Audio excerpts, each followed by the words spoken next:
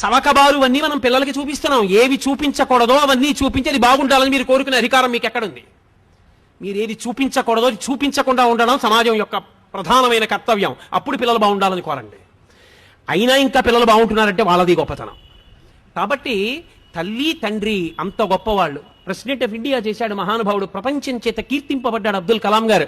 Wings of fire రాసుకుని ప్రిఫేస్లో రాసుకున్నాడు, అమ్మా ఒకనాడు నేను రామేశ్వరంలో ఆకలితో ఉండి చదువుకుంటూ నీ దగ్గరికి వచ్చి చపాతీ పెట్టమంటే రెండో ప్రపంచ యుద్ధంలో గోధుమలు దొరకని రోజుల్లో నువ్వు నాకు వేడివేడిగా పొయ్యి మీద వేసి నా కడుపు నిండడానికి నువ్వు తినడం మానేసి నువ్వు పెట్టినటువంటి గోధుమ రొట్టెల వలన కలిగిన రక్తం చేత పొందినటువంటి ప్రేరణతో ఈ దేశ రక్షణ కొరకు ఉపగ్రహములను నిర్మించి భారత రాష్ట్రపతి అనిపించుకున్న ఈ అబ్దుల్ కలాం ఏదో ఒకనాడు ఈ శరీరాన్ని విడిచిపెట్టి నువ్వు ఉన్న చోటికి వచ్చి నీ పాదములకు నమస్కరిస్తాడమ్మా, నీ పాదములకి ఈ పుస్తకం అంకితం అని రాసుకున్నారు.